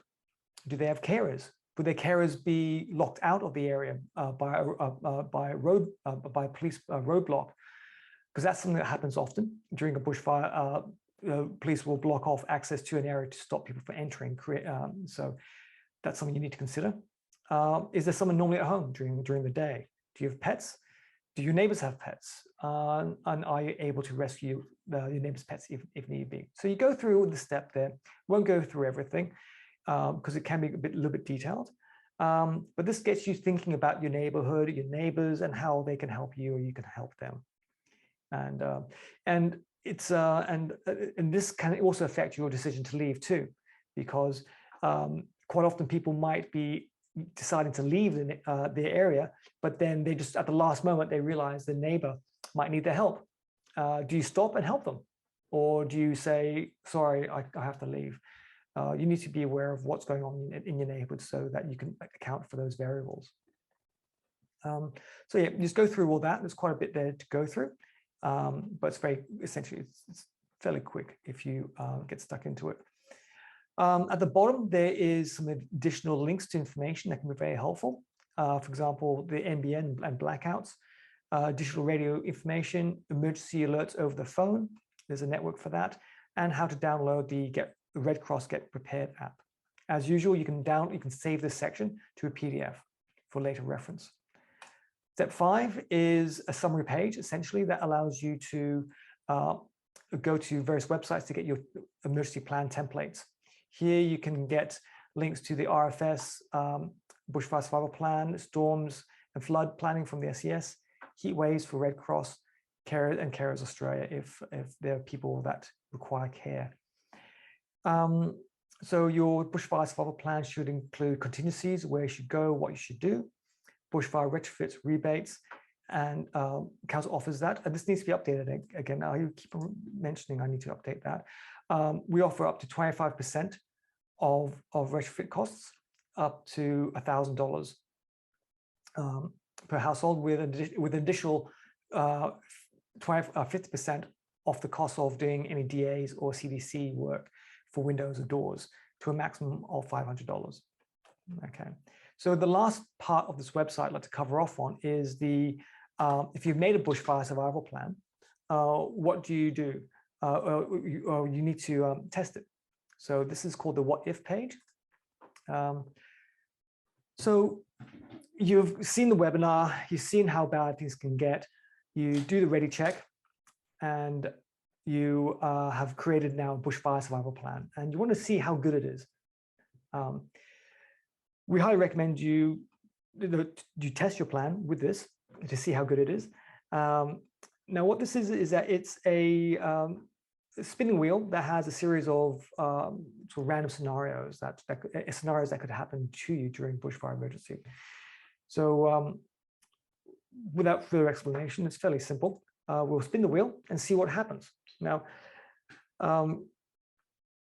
this spinning wheel was developed out of the findings from the Royal Commission of the Black Saturday fires. So here, what's popped up is that you're unsure as to whether to leave. So uncertainty, that can cause a lot of problems during a bushfire.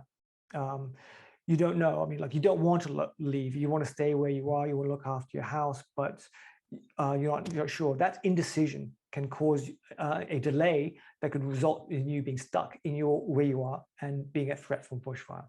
Okay, so indecision, uncertainty is something you might need to cater for, and how you overcome that in your decision-making process and your trigger to leave. If you're unsure on how to overcome those issues about uncertainty, you can ask an expert. If you ask an expert, that will take you to a page where you can ask a question. That question will come to me, and I can forward it to various experts around Australia that can answer your questions. We have experts such as Justin Lind from the CSIRO, Bushfire Architects, lovely people from the RFS and New South Wales Fire and Rescue, and others. Let's just spin this again one more time, just to get another example of how a random scenario could put your plan to test, or maybe see if your plan is actually up to scratch. That's the same one. Apologies for that. It looks like I've lost my camera. I think the battery's run out. So anyway, you get the idea. As I was saying before, the Black Saturday bushfires, all these scenarios that you see on the wheel came out as a result of the Royal Commission. Okay, these are things that made people's bushfire survival plans not work. And it's definitely highly recommended that you do this to your bushfire survival plan. Okay, so it's getting a little bit late, so we'll cut over to James to talk about the CFU program. Yeah, so I'm from Fire and Rescue, and we have a CFU program, which is community fire units. And essentially what they are is a neighbourhood will come together and they decide that they want to be proactive in protecting their neighbourhood from the impact of bushfire. And we give them some training. So there are 4 one-hour training sessions that are online, and then we'll come out once you've got enough people together. We need about 8 to start a unit. Any more, that would be more than welcome. And we'll come out and we'll train you for half a day. We'll show you how to use the equipment. We'll show you some gear, and you'll have a trailer there. So the trailer will be yours. It'll be part of the program. We'll park it in your street somewhere close by, and you'll actually be able to utilise the gear. There'll be 1 or 2 portable pumps, some hose, and some gear to show you, and some training on how to prepare your homes and your neighbourhood from the impact of bushfire. How to, again, looking at the tools on the climate-wise communities here and enact them, how to protect your house, how to plan your garden out and look out for linkage foliage, and how to prepare your properties, your neighbours' properties, from the impact of fire and mitigate that. So on the day when the fire comes, your house are one of those ones that are well prepared as before. We'll also help you understand fire behaviour so that you can make these decisions better and be more prepared to leave early or prepared to stay around. You'll be able more armed to make that decision better. On a catastrophic day, and you've heard James mention a few times, on one of those catastrophic fire days, on those days, the CFU units can't activate. So if you try to turn on and prepare to fight this and stuff, on those catastrophic days, we can't have you in harm's way. As a member of the CFU, you're not a firefighter. You're not a trained firefighter. You're there to prepare your house for stuff. You're there mainly to protect your house from ember attack, as you mentioned earlier, when those sparks and those burning leaves fly over the neighbourhood. So that's what the CFU is there for, prepare and defend from ember attack. Once the fire front comes along, you'll have the hydrants already shipped and all so that the fire trucks can come along, get water from your hydrants, use some of your hose while you shelter in place. And then as the fire front moves along, you'll come back out and you'll put out any spot fires and member attacks and stuff, and put out the little fires that are around your able to. You're not there to put out house fires and stuff. You just don't have enough equipment or that sort of training. But you are an integral part of the fire, of the defending the neighbourhood and the community that you live in. Okay. So that is a nutshell. There is the phone number to join the unit is 1300 CFU or 238 or there's a link on the Fire and Rescue website. Okay, great. Thank you very much. Thank you very much for that, James. So we'll throw it out to a Q&A session now to the audience. So if you have any questions for our panel members now, please feel free to put them into the Q&A box in your screen, at the bottom of your screen there. And while these, I think we have some questions here already. We have a question from someone who lives on Daly Avenue. Their backyard faces the Cliff Oval, and there was a hazard reduction burn there, and nothing after that. Is there a plan to do this? So yes, there is. There is. Okay. Actually, we've got the Hornsbury Ku-ring-gai Bushfire Management Committee. We've just finalised our new 5-year plan, and there is a burn program for 23-24 there, about a year and a half away, hopefully, and it's called Cayley's Hazard Reduction Burn, and it's being planned at this minute, and it will be another hazard reduction burn. But remember, we can only burn an area based on the ecological values. Also, we've got to look at that probably about every 7 to 10 years, so you can't do it unless you've got an asset protection zone behind your house, which we can manage on a yearly basis, reduce fuels, but generally in a HR, every 7 to 10 years in this type of country, we can have a burn. But the other thing to realise is that fuels build up pretty rapidly too, so that can be out of cycle with the ecological needs along the interface. So it's always that balance between asset protection and the ecological needs of our pretty important green assets. That's the bushland, which we all love as well. So yeah, there is something planned for there. Okay, great. Thanks, Mark. We have another question here from someone. Do you plan to do a backburn at Lovers Jump Creek behind Juvie Oval at North Warrunga? Mark? Yep. Yeah, for Lovers Jump Creek, there is another burn. I forget the name of that one, but I think that's 3 years off. So remember, we've got to do burn plans can take a month just to do the administrative work for a burn plan. Then we've got to have the window to put the burn in, and that will be council. That's also an RFS and National Parks burn, the Lovers Jump one. So it's just across from the other burn I spoke about, the Cayley's one. So yes, there is a burn for there. The other issue we're up against is that a lot of these tongues of vegetation coming up into the ridges are getting wetter and wetter. Some haven't had fire for a long time and are almost transitioning into a type of pseudo rainforest. And it's much harder to get a burn to ignite unless you've got really nice conditions. And with the 2 years of rainfall we've had, we've always got more and more rainforest starting to occur. But if we get a wind-driven fire, that will reverse that. So there's all these variables, and our windows of opportunity, I'm sure as Nick and Sam and Adam will tell you also, are pretty narrow at times to put in a hazard reduction burn. So whether it be asset protection zones, which are fairly slim behind the houses, or community preparedness, that's probably the big one for the future along the interface. So I'll leave it to others also to answer that. Thanks.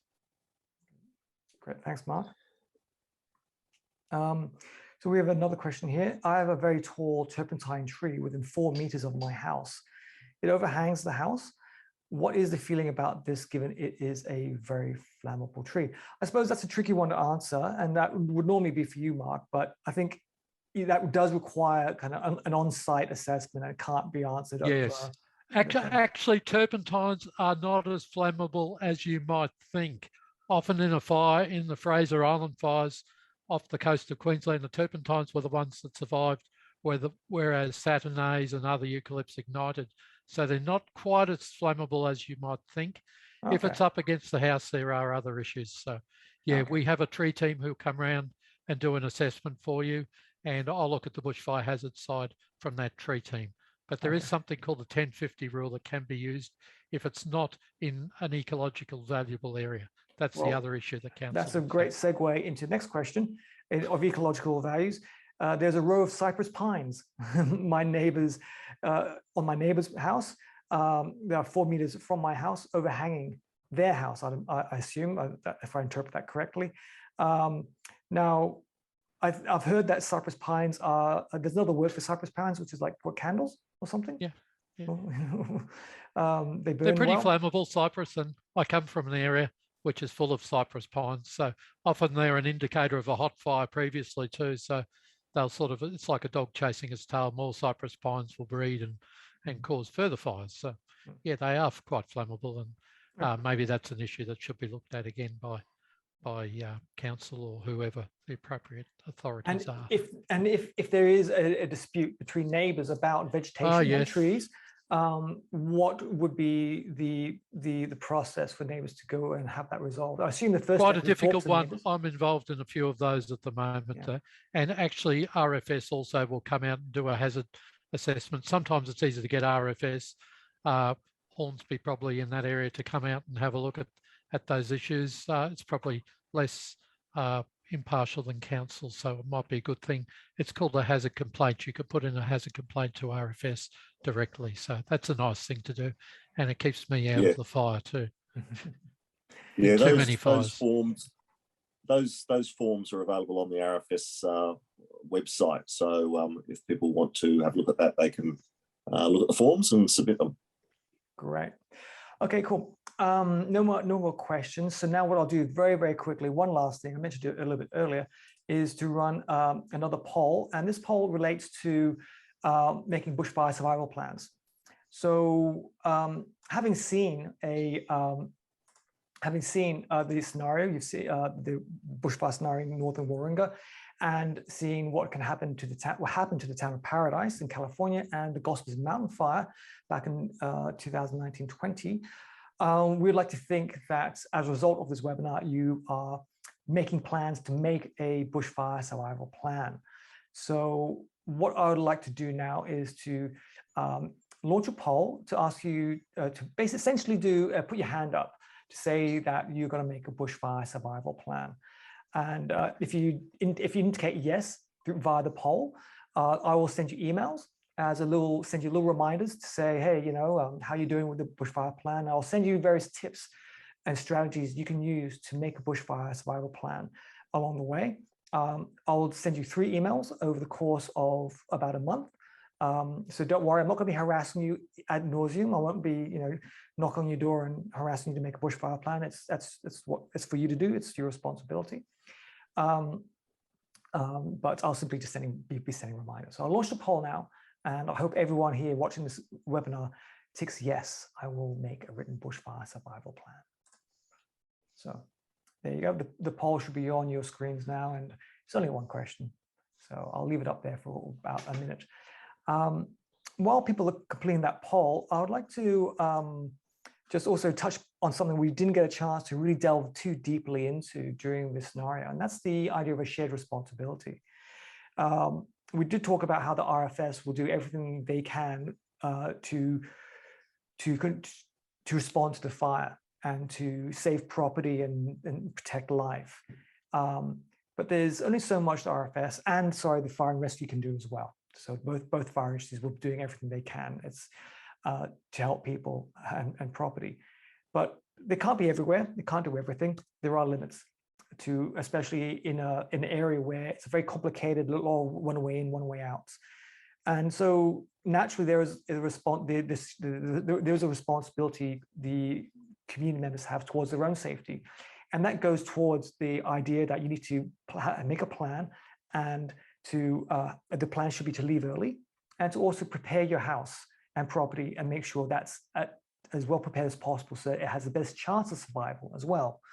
So I hope that idea, that concept of shared responsibility kind of came through during the discussion there about how everyone has to play their part and do what they can to stay safe, because you can't expect there to be a truck on every street saving your house. You have to do what you can to make your house defendable, and do what you can to make yourself safe without having to rely on someone else, because you cannot just sit back and wait for someone to come and rescue you. It's during a catastrophic fire where the fire is very fast moving and there's a large number of properties to being impacted, you just can't guarantee that there will be someone there to help you. Everyone, they will do their best, and I'm sure Sam, Nick, James, and Adam will attest to that. And it's quite in the scenario we saw, it would be very challenging to help everyone. So Mark is answering the last question there to that one. So anyways, thank you very much to everyone who responded to that question about making bushfire survival plan. I'm glad no one said, no thanks, I'll figure out what to do when the fire breaks out in my neighborhood. That's very comforting. Great, thank you for that. And for those who didn't indicate that they will be making a bushfire survival plan, that is a written bushfire survival plan that you share with your friends and family. So I'll be sending you some emails with little reminders and with some tips and encouragement to do that. So thank you very much to everyone who did that there. Can I just say something there, James? Sure. In regard to anyone that already has a plan, it's always good to review that plan fairly regularly. And as per the what if wheel, it happens. What happens if your plan that you have to leave early, the fire starts and you're stuck at home and you can't get out? You need to have multiple plans within the one plan, which we kind of didn't really cover off earlier. But anyone that has an accurate bushfire survival plan has multiple scenarios, such as that what if wheel. So it's something that everyone needs to look at. It's a plan within a plan within a plan at times. Yeah, and that it sounds like a quote from the book Dune, actually, for the US science fiction fans out there. So that was a reference that might go over the top of everyone's heads there. Sorry about that. I'm a bit of a nerd, but yeah, as Adam said, plan within the plan. Make sure it covers all the different permutations that you can think of, and because as I think Mike Tyson said, everyone has a plan until they get punched in the face, and that's true for bushfires. Everyone has a plan until it's actually happening. So make sure you discuss it, and a plan that's discussed as well is good, because if you discuss it with your friends and family and neighbors, you get a sense for what everyone's doing, and you might even discuss ways you can collaborate and help each other out, especially those of you that might need more help, or your neighbors that might need help. So before we sign off, so it's been a great workshop. Thank you very much for everyone for attending, especially our panelists, Mark Schuster, Nick Lyons, Sam Tucker, James, sorry, I'm tired, I can't pronounce your name properly. I was able to do it earlier. It's all good. Okay, cool. And Adam Perry, thank you very much. And again, so if there's anything I forgot to mention, any key points, any burning bits of advice you want to share with the audience, please just do it now. Your last 30-second pitch to people for bushfire preparedness. So do it now. Yeah. Okay. The only thing that we didn't cover tonight is if you shelter in place within your own home, you need to shelter in place within a room that has an exit, and preferably on the other side of the house from where the fire is impacting. Make sure that you put wet towels around the doors and close all curtains, etc. So that, and you get down low, because the clearest air is as close as you can get to the ground. But make sure it's in a room where you can get access to the outside. Now, whether that be a door or a window or something like that, if the house was unfortunately caught in fire. And thank you, James, for hosting that. I know you've got a tiredness deficit, but you did incredibly well.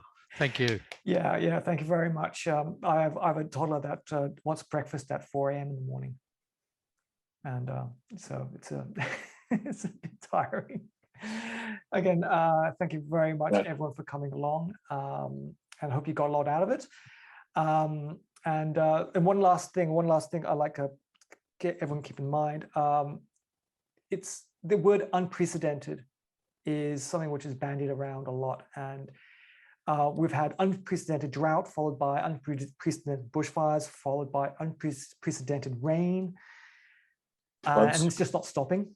So the key takeaway is that in a world where the climate is changing, we need to reassess what our expectations are of extreme weather events. What if that is the new normal? The new normal is constant change and unpredictability. In fact, it is, and I'm a bit of a nerd, and I don't normally do this. I'm only doing this because my boss, Jenny Scott, isn't presenting tonight, so I can have a bit of You've got the leeway. There's a book called by Nassim Nicholas Taleb, The Black Swan.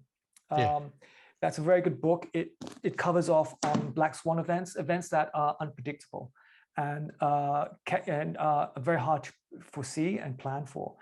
But you can, in some ways, prepare for these black swan events. It's just by having the knowledge that they can happen and will happen, and that when they do happen, you'll be caught massively off guard. Now, while you can't predict specific events, you can set yourself up so you have the best chance of surviving them. You don't need to be Nostradamus. You just need to be prepared. Okay. On that note, I'll sign off and say thank you very much for everyone for coming along. Thank you all. Stay safe.